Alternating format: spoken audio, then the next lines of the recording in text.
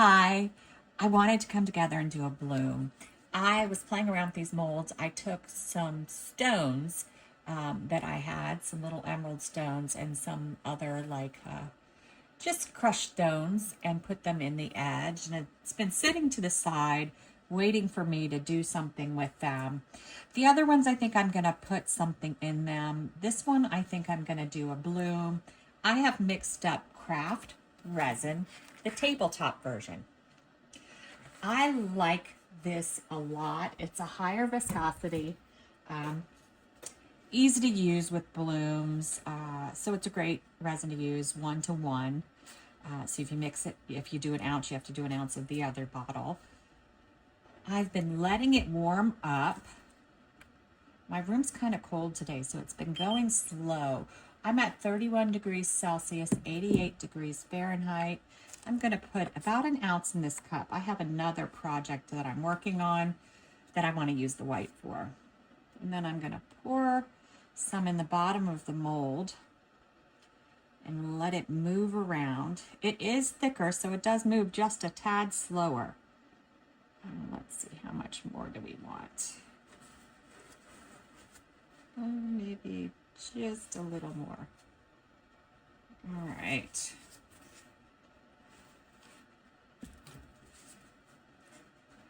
All right, well, that's moving about. Let's make our white.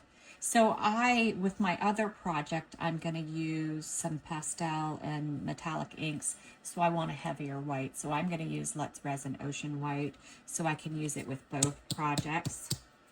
I'm getting kind of low, so I just had to move it down. I usually do about a pea-sized drop per ounce when I use the Resin Ocean White for blooms. I'm going to give it a good mix up.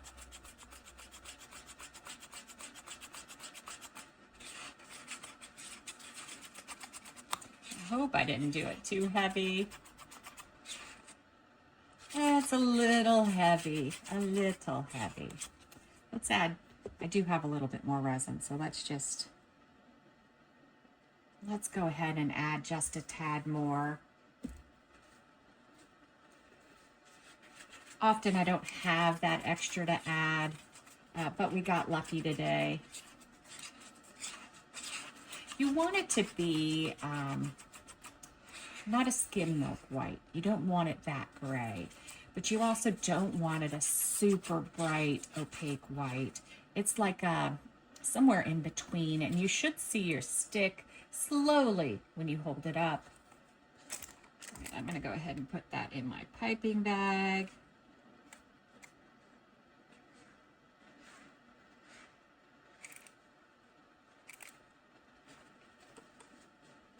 All right.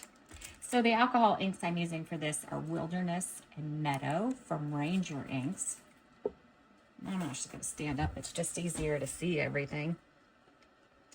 And I think I'm going to start with the Meadow in the center, or about the center. I'm always off just a tad. And then the Wilderness around that.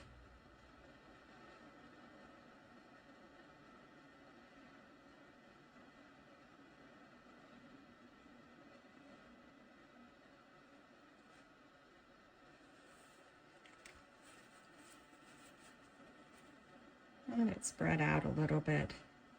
Looks like I put that one a little close, didn't I? Let it spread just a little bit more.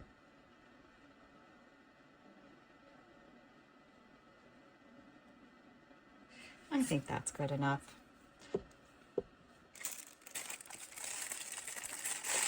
I don't want to put something in the center of this one, because I think it'll detract from the stones. I could maybe put one of those stones, like maybe the green one or something, but I'm going to try to just do a nice spiral bloom.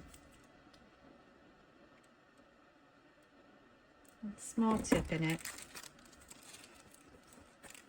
Get it started over here.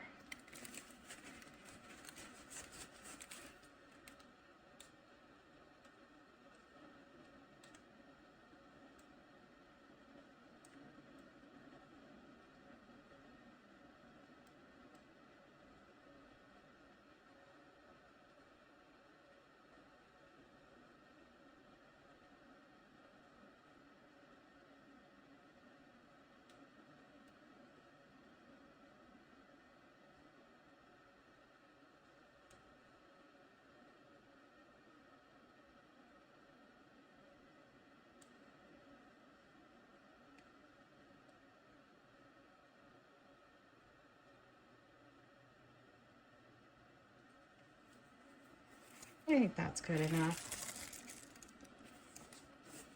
And I think I'm gonna do wigglies because I like those, but I'm not gonna go all the way to the center.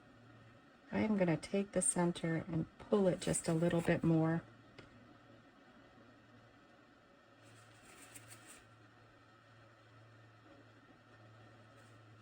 It'll push on it a little bit as I get close.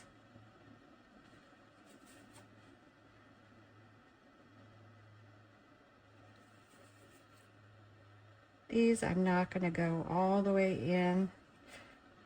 Take it close, but not all the way.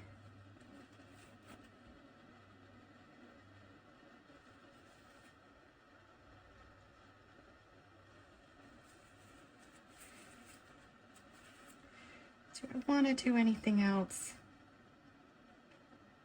I think I'm going to leave it like that. A very simple type design. Almost like, what is it, those there's little plants like this that are green, and it's escaped me. Hopefully I'll remember for the second half. All right, we'll be back. All right, we're back. I was fooling around over here on another project, and I wanted to test to see if it was done, and I stuck my hand in it. So I'm hoping I didn't mess it up, but that's all right. So I mixed up 3 ounces of resin. I have 1 ounce in here, 2 ounces in here. In this cup, I put 3 drops of Liquitex acrylic ink, Hooker's Green. I'll show you what that looks like. Maybe a little brighter than I wanted, but I don't have too many greens like that. And then in my other cup, I put a scoop on the end of my stick of this Color Shift from Let's Resin. It's olive green. That's more of the color that I'm trying to do. All right, so I'm going to pour some of this around the edge.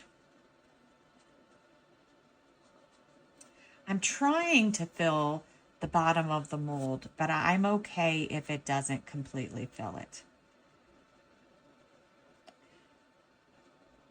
We do have, it looks like it's doing pretty good.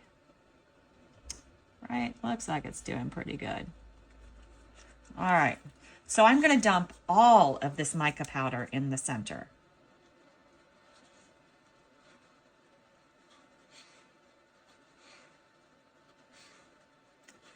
I might just fill the mold doing it. We'll see, we'll see. 3 ounces was probably way too much, but that's okay. I don't have anything for a push, but I don't need it because we have the bloom there. So I'm not worried about missing out on that center push. So really, we're done. It's that simple. Now we just have to wait for it to cure and see what we get.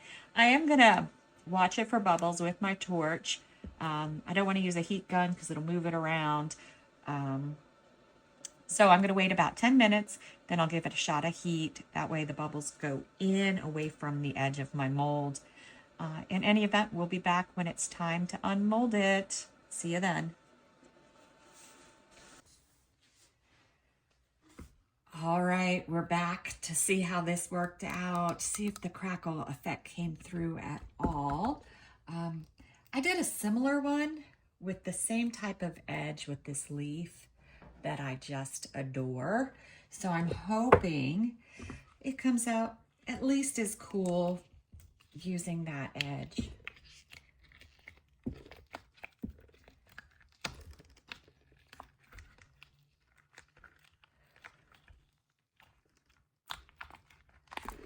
All right. All right, here we go. Oh, wow. Look how pretty that is. That all worked out perfectly. The edge matches with the stones and the bloom and then the crackle. It all came together beautifully. Oh, I love it. What do you guys think?